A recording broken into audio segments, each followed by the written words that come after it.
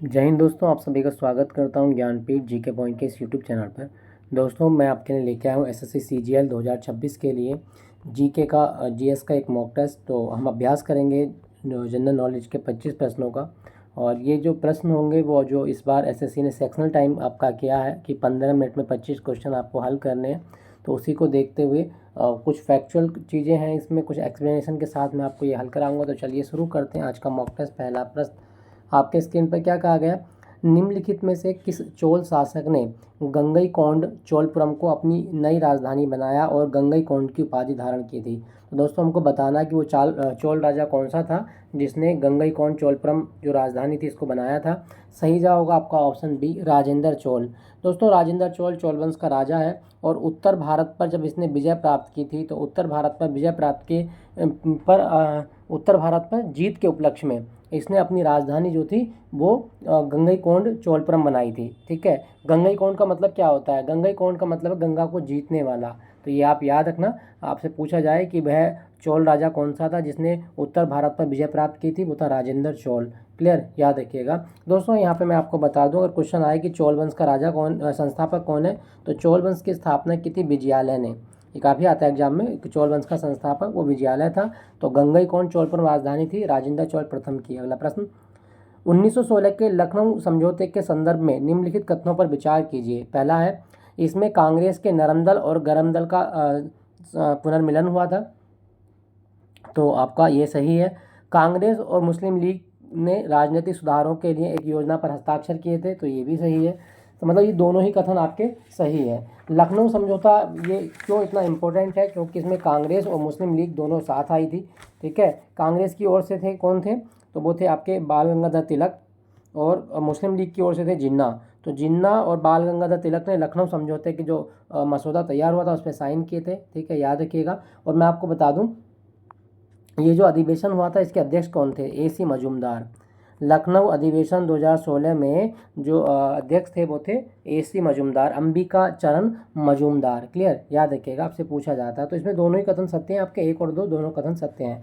अगला प्रश्न, शेरशाह सूरी द्वारा शुरू किया गया रुपया सिक्का का वजन मानक क्या था और यह किस धातु का बना था? तो दोस्तों, शेरशाह ने भारत में रुपया का प्रचलन शुरू किया था। भारत का जो मुद्रा है वो रुपया ही है और ये शेरशाह के द्वारा शुरू की गई थी। तो शेरशाह का जो रुपया था ना वो 178 ग्रेन का था और ये चांदी का बना हुआ था। तो 178 ग्रेन चांदी का है। ठीक है, ऑप्शन ए आपका सही जवाब है। शेरशाह जो है ये अफगान डायनेस्टी है जो सूरी वंश इसने स्थापित किया था। तो आप याद रखना। और शेर खान का वास्तविक नाम क्या है? तो वो है फरीद खान। ठीक है, फरीद खान इसका ओरिजिनल नाम था, लेकिन इसने शेर को मारा था तो इसका नाम शेरशाह सूरी रख दिया गया था। तो ये आप याद रखिएगा, आपसे पूछा जाता है। अगला प्रश्न, निम्नलिखित विदेशी यात्रियों को भारत आगमन के कालानुक्रमिक क्रम में व्यवस्थित कीजिए। तो हमको बताना कि इनमें सबसे पहले कौन सा यात्री भारत आया था? तो दोस्तों, सबसे पहले इन ऑप्शन में आया था निकोलो डी कॉन्टी, और ये विजयनगर साम्राज्य में आया था 1420 ईस्वी में, निकोलो डी कॉन्टी। उसके बाद कौन आया? तो उसके बाद आता है आपका विलियम हॉकिंस। विलियम हॉकिंस 1608 ईस्वी में आया था। ठीक है, 1608 ईस्वी में। विलियम हॉकिंस के बाद में जहांगीर के कोर्ट में आया था हॉकिंस, जहांगीर के दरबार में। थॉमस रो आया था, तो ये भी जहांगीर के दरबार में आता है, तो ये 1615 में आता है। ठीक है, और बर्नियर और टबर्नियर दो लोग आए थे आपके, और ये आए थे आपके 1656 ईस्वी में, 1656 ईस्वी में। और ये शाहजहाँ के काल में दरबार में आए थे। तो ये आप याद रखिएगा। तो सबसे पहले आता निकोलो डी कॉन्टी यानी कि 3, उसके बाद में हॉकिंस आया था 2, उसके बाद में आपको थॉमस रो आया था 1, और उसके बाद में बर्नियर और टबर्नियर ये दोनों लोग आए थे। तो 32-14 इसका सही आंसर होगा। आपका आंसर क्या है? Option B. ऑप्शन बी आपका सही जवाब है। 3, 2, 1, 4। अगला प्रश्न, भारत की निम्नलिखित घाटियों को उत्तर से दक्षिण के क्रम में व्यवस्थित कीजिए। तो उत्तर से दक्षिण का क्रम क्या होता है कि ऊपर से आप नीचे की ओर चलेंगे। ठीक है, तो आपको बताना है कि भारत में कौन सी घाटी सबसे दक्षिण में है। तो दोस्तों, अगर हम बात करते हैं, देखो सबसे उत्तर में कौन सी घाटी होगी? तो ये मरखा, सांगला, अराकू और ये नुब्रा। तो अराकू घाटी में बता दूं तो अराकू घाटी ये दक्षिण भारत में आती है। और अराकू घाटी आप जानते हैं ना, कॉफ़ी के लिए बहुत फेमस है आंध्र प्रदेश की। ठीक है, तो अराकू घाटी तो आंध्र प्रदेश में होगी, तो सबसे दक्षिणी तो अराकू हो गई। नुब्रा है लद्दाख में, नुब्रा वैली लद्दाख में है, तो लद्दाख सबसे उत्तर में आता है हमारे। तो नुब्रा हो गई लद्दाख में, उसके बाद में मरखा वैली हो गई। ठीक है, मरखा और मरखा ये भी लद्दाख में है। तो नुब्रा सबसे ऊपर है, उसके बाद मरखा और सांगला घाटी है हिमाचल में है, हिमाचल। तो सबसे ऊपर हो गया आपका नुब्रा, फिर मरखा, फिर सांगला घाटी और फिर अराकू घाटी, यानी कि इसका सही आंसर बनेगा ABCD, जो इसी रूप में आपको जो लिखा हुआ है। सबसे ऊपर नुब्रा, मरखा, सांगला और अराकू घाटी, ये आप याद रखना। सबसे दक्षिण में अराकू घाटी, नुब्रा लद्दाख में है और सांगला घाटी हिमाचल में है। क्लियर, याद रखिएगा। अगला प्रश्न, निम्नलिखित युग्मों पर विचार कीजिए। पहाड़ी दर्रा दिया और राज्य दिया है, आपको बताना है कि दीफू दर्रा किस राज्य में है। तो दीफू दर्रा जो है ना आपका, वो अरुणाचल प्रदेश में, ये सही है। फोटोला दर्रा, फोटोला दर्रा आपका कहाँ पर है? तो फोटोला दर्रा आपका लद्दाख में, ये सही है। नीति दर्रा सिक्किम, नहीं, नीति दर्रा उत्तराखंड में है। नीति दर्रा उत्तराखंड में है, बाकी सब दोनों ही सुमेलित है, लेकिन आपका जो नीति दर्रा वो सही सुमेलित नहीं है। तो हमको क्या बताना है कि 1 और 2 सही सुमेलित हैं, ठीक है, बाकी ये सुमेलित नहीं है, ये हमें याद रखना है। तो 1 और 2 सही है, ठीक है। और मैं आपको बता दूं सिक्किम में कौन सा दर्रा है, तो सिक्किम में है आपका नाथुला, नाथुला दर्रा, ये सिक्किम में है, ठीक है, याद रखिएगा। अगला प्रश्न, क्या कहा गया? अल नीनो और भारतीय मानसून के संदर्भ में निम्नलिखित कथनों में से कौन सा कथन सही है? दोस्तों, अल नीनो की बात करूं तो प्रशांत महासागर की एक घटना होती है, गर्म जलधारा है, और जब भी ये भारत में आती है ना, ये शुष्क होती है और ये अपने साथ में सूखा या अकाल लेके आती है। तो ये आप याद ना, अल नीनो जो है एक प्रकार से क्या है, तो अल नीनो की हम बात करते हैं तो ये आपका प्रशांत महासागर में व्यापारिक पवनें कमज़ोर हो जाती हैं। इसका सबसे जो वो मेन जो इफेक्ट होता है वो यही है कि ये प्रशांत महासागर की व्यापारिक पवनों को कमज़ोर कर देती है। तो 7 का C जवाब सही है, आपका ऑप्शन होगा C। क्लियर, याद रखना। और जब ये क्या होता है कि जब ये व्यापारी पवनें कमज़ोर हो जाएंगी तो भारत में मानसून जो था कमज़ोर हो जाता है और भारत में क्या होता है, सूखे की स्थिति बन जाती है, ठीक है, याद रखना। अल नीनो का अर्थ क्या होता है? तो अल नीनो एक स्पेनिश टर्म है, स्पेनिश शब्द है और इसका अर्थ होता है child Christ, child Christ, Christ में बोलते हैं ईसा मसीह को, क्राइस्ट। तो ये आप याद रखना, ईसा मसीह या छोटा बालक या यीशु इसको कहा जाता है, ठीक है। अच्छा, इसको यीशु क्यों बोलते हैं? क्यों? क्योंकि ये जब भारत में आती है तो ये दुनिया में जब चलती है, ये इसका ओरिजिन जो होता है वो 25 दिसंबर के आसपास होता है और 25 दिसंबर आप जानते हैं भगवान यीशु का बर्थडे होता है, तो इसीलिए इसको चाइल्ड क्राइस्ट के नाम से भी जाना जाता है, ठीक है, याद रखना। कोपेन के जलवायु वर्गीकरण के अनुसार भारत के कोरोमंडल तट की जलवायु को किस कूट शब्द से दर्शाया जाता है? तो कोपेन का जो जलवायु वर्गीकरण है ना, अगर आपसे पूछा जाए कि जो कोरोमंडल तट है, कोरोमंडल तट बोलते हैं तमिलनाडु का तट जो पूर्वी हिस्से पे आता है। आपको देखो ये मैप है भारत का और इसको मैं रफली बनाऊँ, थोड़ा मैप गलत बन गया। तो ये वाला जो हिस्सा है ना, ये वाला, ये वाला हिस्सा एक कोरोमंडल तट है, कोरोमंडल तट, और ये तमिलनाडु का तट होता है। तो कोरोमंडल तट पर जो भारत की जलवायु है वो कैसी बनेगी? वो है आपकी AS है, ठीक है, AS है, आप याद रखना। आपसे पूछा था AS का मतलब क्या होता है कि ड्राई समर होता है ना, गर्मियों में शुष्कता होती है और सर्दियों में बरसात होती है, ठीक है, गर्मियों में शुष्क रहेगा और सर्दियों में बरसात होता है कोरोमंडल तट, यह आप याद रखना। और कौन सा मानसून आता है यहाँ पे? उत्तर पूर्वी मानसून आता है, उत्तर पूर्वी मानसून। अगला प्रश्न, तरलता जाल या लिक्विडिटी ट्रैप की स्थिति में क्या घटित होता है? दोस्तों, लिक्विडिटी ट्रैप क्या है? देखो आप जान लीजिए क्या है। तरलता जाल वो स्थिति है जब ब्याज दरें बहुत कम हो जाती हैं, लोग बॉन्ड के बजाय पैसा नगद रखना पसंद करते हैं और केंद्रीय बैंक की मौद्रिक नीति बेअसर हो जाती है। तो सही जवाब क्या होगा कि इसका सही आंसर है मौद्रिक नीति पूरी तरह से अप्रभावी हो जाती है क्योंकि लोग नकदी जमा करना पसंद करते हैं। ऑप्शन बी आपका सही जवाब है, लिक्विडिटी ट्रैप इसी को कहा जाता है, ठीक है। इसमें क्या है कि बैंक दर जो होगी आपकी कम हो जाती है, ठीक है, ब्याज दरें कम हो जाएंगी। तो इसका सही आंसर है आपका ऑप्शन बी। अगला प्रश्न, भुगतान संतुलन के चालू खाते में निम्नलिखित में से किसे शामिल नहीं किया जाता? तो दोस्तों, भुगतान संतुलन का जो चालू खाता होता है उसमें वस्तुओं का व्यापार, सेवाओं का व्यापार और रेमिटेंसेस कितना आ रहा है, प्रेषित धन कितना है, वो शामिल होते हैं, जबकि फॉरेन पोर्टफोलियो इन्वेस्टमेंट ये शामिल नहीं होता है। अब विदेशी संविभाग निवेश, इसको शामिल हम नहीं करते हैं। तो ऑप्शन सी आपका सही जवाब है, ठीक है, ऑप्शन सी। अगला प्रश्न क्या है, निम्नलिखित में से कौन सा सूचकांक केंद्रीय सांख्यिकी कार्यालय या राष्ट्रीय सांख्यिकी कार्यालय एनओएसओ द्वारा जारी नहीं किया जाता? तो हमको बताना है कि राष्ट्रीय सांख्यिकी कार्यालय क्या जारी नहीं करता। तो उपभोक्ता मूल्य सूचकांक जारी करता है, औद्योगिक उत्पादन सूचकांक जारी करता है, थोक मूल्य सूचकांक ये जारी नहीं करता है, ठीक है। थोक मूल्य सूचकांक जो है ये उद्योग और जो आंतरिक व्यापार संवर्धन विभाग है जो भारत का उद्योग मंत्रालय देखता है वो जारी करता है। सकल घरेलू उत्पाद तो ये भी CSO जारी करता है। तो इसका सही आंसर क्या होगा, ऑप्शन सी, अर्थात थोक मूल्य सूचकांक CSO जारी नहीं करता है। क्लियर, याद रखना। देखो यहाँ से ना सबसे इंपॉर्टेंट क्वेश्चन क्या बनता है, GDP के आंकड़े कौन जारी करता है, तो आप बताइएगा, राष्ट्रीय सांख्यिकी कार्यालय GDP के आंकड़े जारी करता है। क्लियर, याद रखना। जब प्रकाश सघन माध्यम से विरल माध्यम में जाता है, अर्थात डेंस से रेयर में जा रहा है, डेंस से रेयर माध्यम में जाता है, तो आपतन कोण क्रांति कोण से अधिक हो जाता है। इस परिघटना को क्या कहा जाता है, तो दोस्तों इसका सही आंसर क्या होगा, जब प्रकाश सघन माध्यम से विरल माध्यम में जाता है और आपतन कोण क्रांति कोण से बड़ा हो और प्रकाश इस तरह में पूरी तरह से परावर्तित हो जाएगा, तो इसको हम क्या बोलेंगे, पूर्ण आंतरिक परावर्तन, टोटल इंटरनल रिफ्लेक्शन कहा जाता है। ऑप्शन ए आपका सही जवाब है, पूर्ण आंतरिक परावर्तन, ऑप्शन ए। और पूर्ण आंतरिक परावर्तन की सबसे इम्पोर्टेंट घटना है आपका मरीचिका। रेगिस्तान में जो मरीचिका बनती है ना वो पूर्ण आंतरिक परावर्तन पे होती है। और हीरे का चमकना, तो हीरे का चमकना भी पूर्ण आंतरिक परावर्तन का उदाहरण होता है। क्लियर, याद रखना। अगला प्रश्न, मानव शरीर में पिट्यूटरी ग्रंथि निम्नलिखित में से किस हार्मोन का स्रावण नहीं करती, तो पिट्यूटरी ग्रंथि से कौन सा जो हार्मोन है वो सिक्रीट नहीं होता है, आपका सही आंसर क्या होगा, कार्टिसोल, ऑप्शन सी आपका सही जवाब है। कार्टिसोल हार्मोन ये पिट्यूटरी ग्रंथि से नहीं निकलता।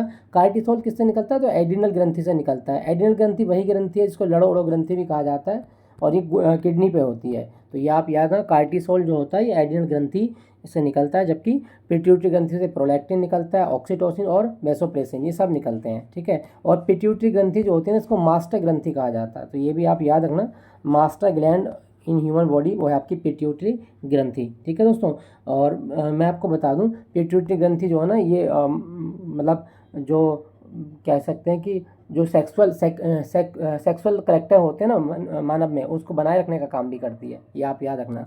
अगला प्रश्न, निम्नलिखित रासायनिक यौगिक और उनके सामान्य नामों के युग्मों में से कौन सा सही सुमेलित नहीं है, यह हमें बताना है। कैल्शियम ऑक्सीक्लोराइड यानी कि CaOCl2 ब्लीचिंग पाउडर होता है, तो ये सही है। Na2B4O7, तो Na2B4O7 इंटू 10H2O अर्थात सोडियम टेट्राबोरेट डेकाहाइड्रेट, जिसको सुहागा बोलते हैं, तो ये सही है। सोडियम कार्बोनेट बेकिंग सोडा, ये गलत है। सोडियम कार्बोनेट जो होता है ना धावन सोडा होता है, ठीक है, धोने का सोडा जिसको कहा जाता है धावन सोडा। क्लियर, याद रखना। तो इसका सही आंसर क्या होगा कि सोडियम कार्बोनेट बेकिंग सोडा नहीं होता। बेकिंग सोडा क्या होता है, NaHCO3 सोडियम बाई कार्बोनेट, इसको हम बोलते हैं खाने का सोडा या बेकिंग सोडा। क्लियर, याद रखिएगा। और कॉपर सल्फेट को हम क्या बोलते हैं, नीला थोथा बोलते हैं, ये आप याद रखना। अच्छा, सबसे इंपॉर्टेंट आता है ब्लीचिंग पाउडर का सूत्र CaOCl2, ये आप याद रखना। अगला प्रश्न, जेट इंजन और रॉकेट के कार्य सिद्धांत के संदर्भ में निम्नलिखित कथनों पर विचार कीजिए। तो जेट इंजन जो होता है उसके बारे में बताना है। जेट इंजन अपनी ऑक्सीजन आपूर्ति के लिए आसपास की हवा का उपयोग करता है, इसलिए यह अंतरिक्ष में अनुपयुक्त होता है। क्या ये सही है, तो ये आपका बिल्कुल कथन सही है। रॉकेट अपने साथ गैस के रूप में अपनी स्वयं की ऑक्सीजन की आपूर्ति ले जाता है, बिल्कुल ये सही है। तो दोनों ही कथन आपके सही हैं, 1 और 2 दोनों ही कथन सही हैं। और मैं आपको बता दूं रॉकेट जो होता है ना ये न्यूटन की गति के तृतीय नियम पर आधारित होता है, तो थर्ड लॉ ऑफ मोशन। ठीक है, और इसमें कौन सा कंजर्वेशन लगता है, तो संवेग संरक्षण का नियम भी अप्लाई होता है, संवेग संरक्षण का नियम। क्लियर, याद रखना। पौधों में फ्लोएम का क्या कार्य है, तो दोस्तों पौधों में ना 2 संयोजी ऊतक होते हैं, एक होता है जाइलम और दूसरा होता है फ्लोएम। जाइलम जो होता है ये ट्रांसपोर्ट करता है वाटर को, अर्थात जड़ से पानी को पौधों की पत्तियों तक पहुंचाता है, तो ये वाटर ट्रांसफर करता है। और दूसरा आपका फ्लोएम, फ्लोएम क्या काम करता है, तो ये खाने का परिवहन करता है। ठीक है, पौधों की पत्तियों से पौधों के अन्य भाग तक जो भोजन होती है, जो शर्करा होती है, उसको ट्रांसपोर्ट करता है। ऑप्शन बी आपका सही जवाब है। तो फ्लोएम जो होता है ये फूड के लिए होता है और जाइलम जो होता है ये वाटर के लिए होता है। क्लियर, याद रखना। अगला प्रश्न, भारतीय संविधान के अनुच्छेद 352 के तहत राष्ट्रीय आपातकाल की उद्घोषणा के संदर्भ में निम्नलिखित में से कौन सा कथन सही नहीं है। हमको बताना है कि राष्ट्रीय आपातकाल जब लगता है आर्टिकल 352 के तहत तो कौन सी स्थिति नहीं होती, तो सही जवाब क्या होगा, आपातकाल की उद्घोषणा को संसद के दोनों सदनों द्वारा 1 महीने के भीतर विशेष बहुमत से अनुमोदित किया जाना चाहिए, तो ये आपका सही है। ठीक है, राष्ट्रीय आपातकाल के दौरान अनुच्छेद 20 और अनुच्छेद 21 के तहत दिए गए मौलिक अधिकारों को निलंबित नहीं किया जा सकता, तो ये भी आपका सही है। आंतरिक अशांति शब्द को 44वें संविधान संशोधन हटाकर सशस्त्र विद्रोह को बदल दिया गया था, तो ये आपका गलत है। अच्छा, 44वें संविधान संशोधन 44वें संविधान संशोधन, हाँ ये सही है आपका। आंतरिक अशांति को हटाकर सशस्त्र विद्रोह से बदल दिया गया, तो ये भी सही है। आपातकाल की उद्घोषणा के लिए राष्ट्रपति को कैबिनेट की लिखित सिफारिश की आवश्यकता नहीं होती, तो ये गलत है। ठीक है, ये गलत है। देखो 44वें संविधान संशोधन में क्या हुआ कि राष्ट्रपति केवल तभी राष्ट्रीय आपातकाल घोषित कर सकता है जब उन्हें केंद्रीय कैबिनेट की लिखित सिफारिश हो, तो इसका सही आंसर होगा ऑप्शन डी। ये आपका गलत कहा गया, ये कह रहा है कि नहीं होती जबकि होती है, तो ये आपका ऑप्शन डी सही है। ठीक है, इन हमसे पूछा गया था कि आर्टिकल 352 के अंतर्गत कौन सा कथन सही नहीं है, तो आर्टिकल 352 के अंदर ऑप्शन डी में जो कथन दिया गया ये सही नहीं है। क्लियर, याद रखिएगा। अगला प्रश्न, निम्नलिखित में से कौन सा रिट केवल न्यायिक या अर्ध न्यायिक प्राधिकारियों के खिलाफ जारी किया जाता है, न कि प्रशासनिक अधिकारियों या निजी व्यक्तियों के खिलाफ? तो रिट भारतीय संविधान में सुप्रीम कोर्ट में दायर कर सकते हैं, आप हाई कोर्ट में दायर कर सकते हैं। सुप्रीम कोर्ट में आर्टिकल 32 के तहत और हाई कोर्ट में आर्टिकल 226 के तहत रिट दायर की जा सकती है। हमको बताना है कि कौन सी रिट है जो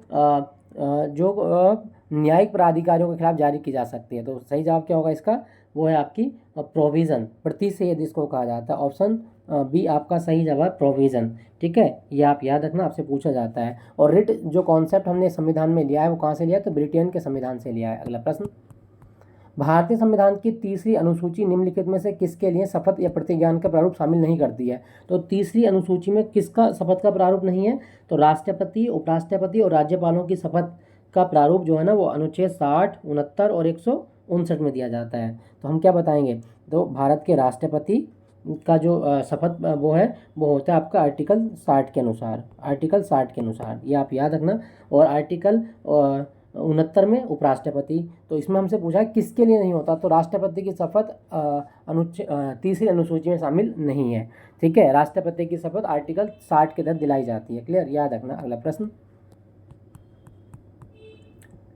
संसद के वित्तीय नियंत्रण के संदर्भ में नीति कटौती प्रस्ताव, पॉलिसी कट मोशन का उद्देश्य क्या है? तो इसका सही आंसर क्या होगा, जब भी हम नीति कटौती प्रस्ताव की बात करते हैं तो इसमें क्या होता है, देखो नीति कटौती का मतलब है कि नीति को पूरी तरह से खारिज करना। इसके तहत क्या होता है कि बजट मांग को घटाकर 1 रुपया कर दिया जाता है। ठीक है, तो इसका सही जवाब क्या होगा आपका ऑप्शन ए। जब मांग की राशि को घटाकर 1 रुपया कर दिया जाए तो इसको बोलेंगे नीति कटौती प्रस्ताव। ऑप्शन ए आपका सही जवाब है। अगला प्रश्न, शास्त्रीय नृत्य सतरिया के संदर्भ में निम्नलिखित कथनों पर विचार कीजिए। दोस्तों सतरिया के बारे में बता दूं, सतरिया असम का डांस है और असम में ना एक वैष्णव संत होते थे शंकर देव।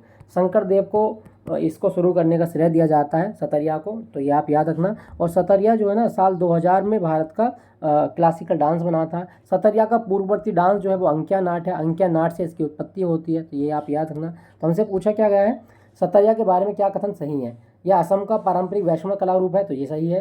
15वीं शताब्दी में श्रीमंत शंकर देव द्वारा पेश किया गया, तो ये भी सही है। तो कथन 1 और 2 दोनों ही सही हैं। ऑप्शन सी आपका सही जवाब होगा। क्लियर, याद रखना। अगला प्रश्न, निम्नलिखित में से कौन सा यूनेस्को विश्व धरोहर और राज्य का सही सम्मेलन नहीं किया गया है? तो ये हमें बताना है। तो इसका सही आंसर क्या होगा दोस्तों, महाबलीपुरम के स्मारक, ये तमिलनाडु में है, बिल्कुल सही है। पटाडक्कल के स्मारक ये केरल में, ये गलत है। पटाडक्कल के जो स्मारक है ना वो आपके हम्पी में आते हैं, कर्नाटक में। ठीक है, चंपानेर पावागढ़ पुरातत्व पार्क ये गुजरात में, तो ये भी सही है। काकतीय रुद्रेश्वर या रामप्पा स्वामी मंदिर ये तेलंगाना में, तो ये भी सही है। लेकिन पटाडक्कल के स्मारक आपके कर्नाटक में है, ना कि केरल में, तो यानी कि ऑप्शन बी आपका सही आंसर है। अगला प्रश्न, राष्ट्रीय उद्यान और उनके मध्य से बहने वाली नदियों के निम्नलिखित युग्मों पर विचार कीजिए। अच्छा, हमें बताना कि कौन से नेशनल पार्क के बीच से कौन सी नदी गुजरती है। क्लियर, चलिए बताते हैं। पहला है आपका कॉर्बेट राष्ट्रीय उद्यान से रामगंगा नदी गुजरती है, तो ये बिल्कुल आपका सही है, इसको रामगंगा नेशनल पार्क भी बोलते हैं। काजीरंगा राष्ट्रीय उद्यान से ब्रह्मपुत्र नदी गुजरती है, तो ये भी सही है आपका।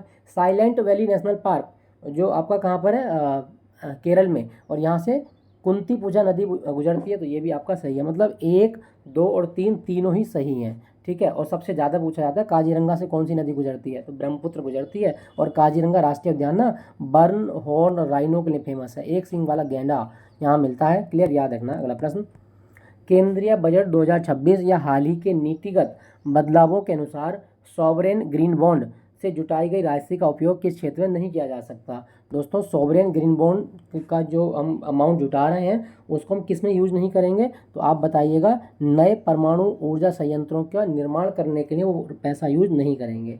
ठीक है। जो भी सोवरेन ग्रीन बॉन्ड के तहत हम पैसा जुटा रहे हैं उस पैसे से हम पर्यावरण अनुकूल चीज़ें करेंगे, कार्बन न्यूट्रल बनने की कोशिश करेंगे, ठीक है। ये आप याद रखना। तो इसका सही आंसर होगा नए परमाणु ऊर्जा संयंत्रों का निर्माण नहीं किया जाएगा सोवरेन ग्रीन बॉन्ड से। ऑप्शन सी आपका सही जवाब है। अगला प्रश्न, अंतर्राष्ट्रीय न्यायालय इंटरनेशनल कोर्ट ऑफ जस्टिस के न्यायाधीशों के कार्यकाल और चयन के संबंध में कौन सा कथन सही है। दोस्तों हमको बताना है कि अंतर्राष्ट्रीय न्यायालय में जो जज होते हैं उनका किस तरह से कार्यकाल होता है। तो मैं आपको बता दूं, अंतर्राष्ट्रीय न्यायालय में जो टोटल जज होते हैं 15 होते हैं और ये 9 साल के लिए चुने जाते हैं, ठीक है। वे दोबारा चुनाव लड़ सकते हैं लेकिन एक बार में 9 साल के लिए चुने जाएंगे। तो इसका सही जवाब क्या होगा, इसमें 15 न्यायाधीश होते हैं और 9 साल के लिए चुने जाते हैं। क्लियर, याद रखना। और अंतर्राष्ट्रीय न्यायालय का मुख्यालय कहाँ पर है, तो द हैग में है, द हैग। क्लियर, याद रखना। तो दोस्तों ये था 25 प्रश्नों का एक सेट जिसमें मैंने आपको अभ्यास कराया। इसमें जो क्वेश्चन थे वो आपके कथन के रूप में थे, लेंदी क्वेश्चन थे।